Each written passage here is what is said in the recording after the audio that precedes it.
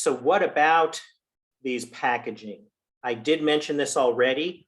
OTR films, oxygen transmission rate films. Very important. You need to know this. OTR films are special plastic, often clear plastic. It doesn't have to be clear, but it has special microscopic holes in it that are small enough that they'll let oxygen through, but they won't let water vapor through. And they'll let it through at a very specific rate.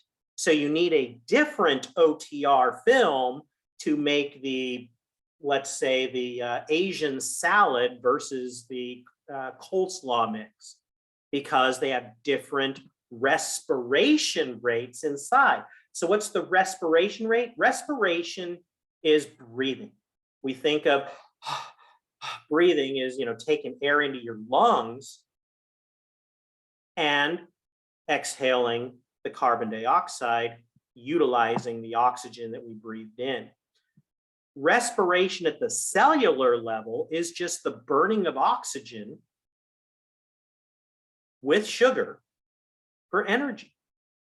And all living things need to burn oxygen for energy. I don't care if you're a plant or an animal, everything uses oxygen to make energy, with some very few exceptions. There are things called chemotrophs. They use chemical energy in a different way, but we're not going there. Worry about that in a biology class. But virtually everything we put in our mouths, all of our food, is something that has cells and at one point had to breathe, or at least it had to have cellular respiration. Now, if it's been completely cooked, it doesn't need any more oxygen. So canned peaches don't need any oxygen. That loaf of bread has been cooked. It's dead. It doesn't need any oxygen. But what about that salad in the bag?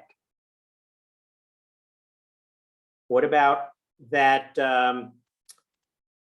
plate of veggies that you're going to serve with ranch dip at your party? Those are still alive. The cells are still using oxygen. Cellular respiration is still using oxygen.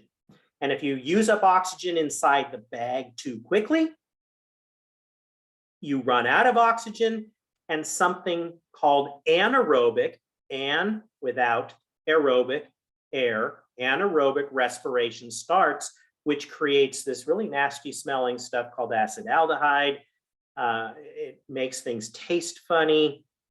It tastes like it's gone bad, even though it's probably not going to hurt you if it just started with the acetaldehyde production. It's just going to taste wrong. So it's related to what is the product. Lettuce is going to have different respiration rates, different oxygen requirements than cabbage, different than carrots, different than broccoli. So they all need, sorry about that. They all need their own special respiration rate that you need to calculate. But it's also related to the temperature. So you have to assume that you're keeping the product cool. Now, what is cool? It depends on the product. Are you keeping it in the 40s, 50s, or 30s in degrees Fahrenheit? What is the temperature sweet spot? And what is the consumer going to do? Is that, that bag of salad, is it going to be in the back of their car for 5 hours while they're running errands? Hope not, but that certainly affects the respiration and the oxygen usage. And then you have the film, the OTR film, that is going to let oxygen get into the bag at a rate that hopefully approximates the oxygen needs of whatever product is inside, whatever lettuce, cabbage, carrots, etc., is in the bag, still undergoing cellular respiration. It's a really important mathematical and experimental process. And what do we call that process? Modified atmosphere packaging, because we want very low oxygen in the bag so things don't turn brown. So what do? We create this perfect OTR film environment that's matched to the stuff inside. We have to calculate how big is the bag, how many square centimeters of film is on the bag, what is the oxygen transmission rate, what is the product inside the bag, what is the temperature, and then we gas it with nitrogen gas. Nitrogen, most of the atmosphere around us is nitrogen. About 70% nitrogen is what we breathe. It's completely inert, meaning it doesn't undergo chemical reactions. It's completely safe. The only problem with pure nitrogen gas is if you were to stick your face in the bag, you wouldn't have any oxygen to breathe. That wouldn't be good. But as long as you're not sitting there inside of a bag, you'll be fine. It's very safe. And it keeps the product in a very low respiration environment where it's not doing very much cellular respiration, just enough to keep the product healthy, as long as you keep it cool. So we call that modified atmosphere packaging, and that's perfectly acceptable for those single-use bags, the best example being a bag of salad, or some of these snack trays of vegetables. There are other products as well, but those are some great examples. And we also use modified atmosphere packaging for a lot of other things. We sometimes do it for very sensitive electronics parts and other things as well. It's not just for living things. But then there's controlled atmosphere. The difference with controlled atmosphere is now we literally are controlling that over time. And that's done for long-term transportation shipment. So you've got this big trailer on a cargo ship going from South America to Europe, bringing them some fruit. And you can't have stuff just in a bag. You've got a big old container. And so you are essentially releasing some of the bad air, injecting some of the good air, so to speak. You're controlling, refreshing the atmosphere over time using some sort of a computer controlled system or monitoring, or maybe there are sensors inside the container. They monitor when certain levels of gases get too low or too high, and the system will control or fix the atmosphere by venting some of the atmosphere and injecting new. Again, controlled atmosphere, bigger containers, longer term shipping, very effective. Lots and lots of material is shipped through controlled atmosphere. What else can we do to clean or purify things? We can irradiate, and there are different types of irradiation. Do not get scared of radiation. Irradiated food is completely safe despite some people's fear mongering. I'm getting irradiated right now. The light's on. That's a form of radiation. I could actually take my cell phone and I could put it into a radiation environment, and the radiation doesn't make my phone radioactive. The radiation hits my phone. It wouldn't be safe for me to be irradiated like they do with food, because I have living cells. So it might damage living cells, my DNA, but if it's something that I'm going to eat, it doesn't matter. You're basically just disrupting the cells of bacteria or disrupting the nucleic acids on viruses or fungi that might be on the product, making sure that it's stable. If you irradiate something, it does not become radioactive. You basically put it in an environment. When you take it out, it's safe. It's like cooking in a way. If I put something into a cooking environment, what happens? The heat denatures things. It breaks the DNA up a little bit. It does things that kills the cells.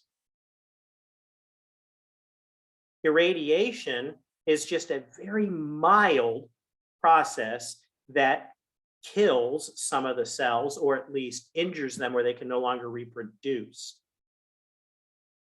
And that's great for food safety.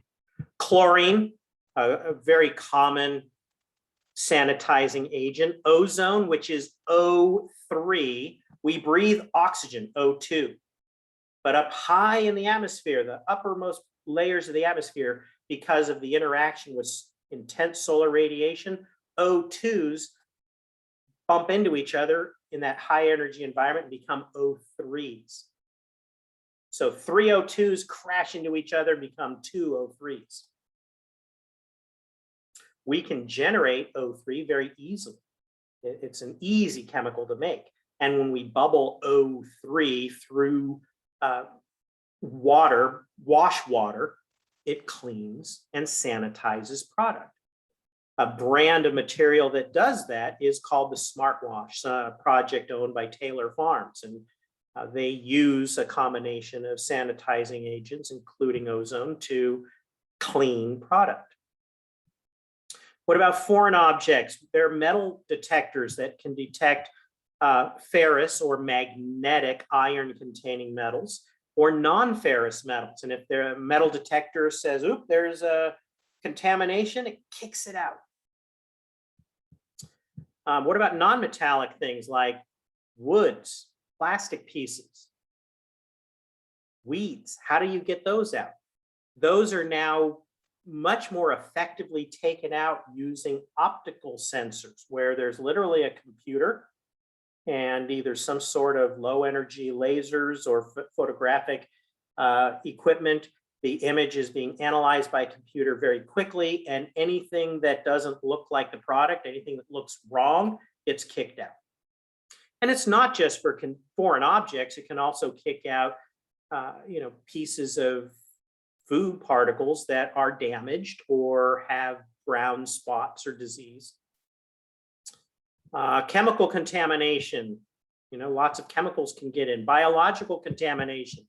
I actually had 2 frogs living on my kitchen sink for about 5 years. Both of them rescued about 9 months apart, I think, from bagged spinach. They were on the line and they were discovered headed for the bags. And so I rescued 2 frogs and gave them a home for quite a while. But there could be other things. Voles are kind of like, a lot of people would think they were rats. They're not rats, but they are rodents that live in the fields. Bats, mice, all kinds of things can get into product. How do you keep it out? Then how are you going to cook it? Or combine it or mix it? Which croutons do I use? Which dressing do I use? Am I going to add 1 tablespoon of salt or 1 1/4 tablespoon? All kinds of things.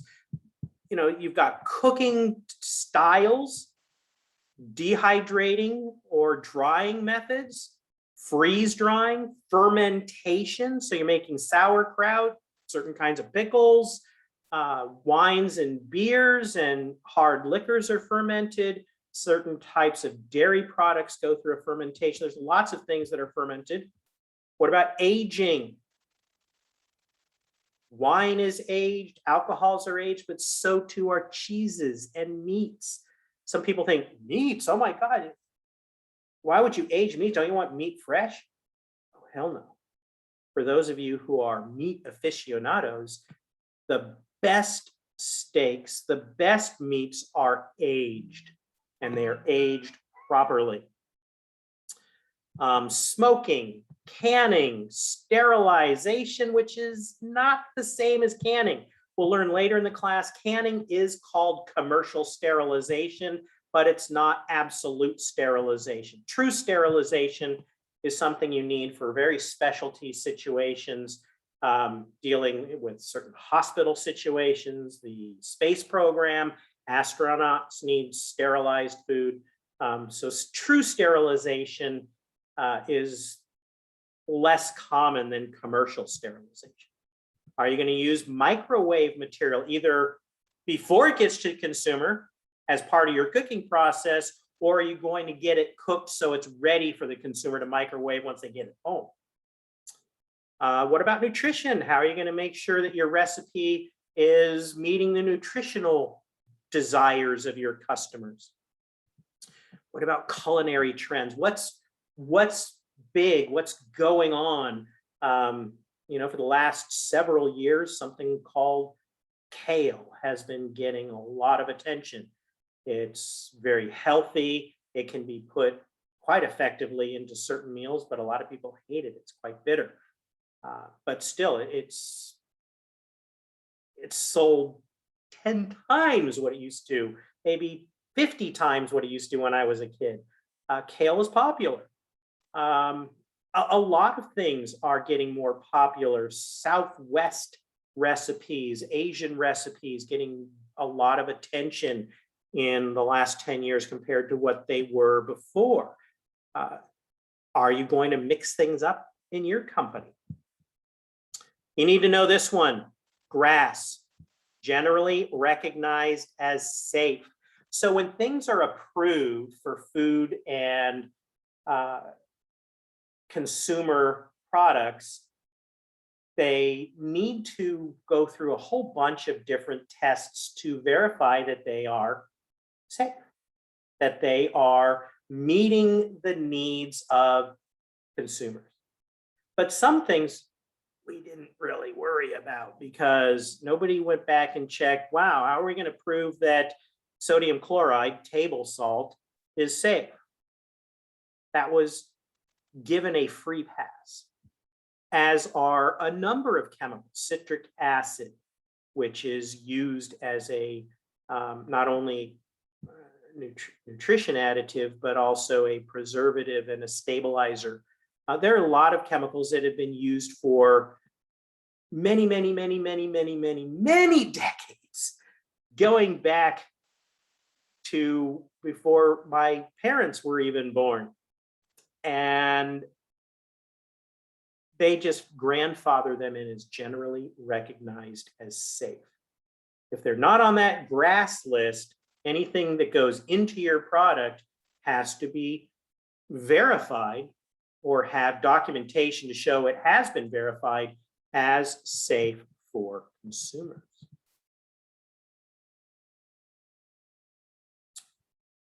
So I'm going to take another quick break here.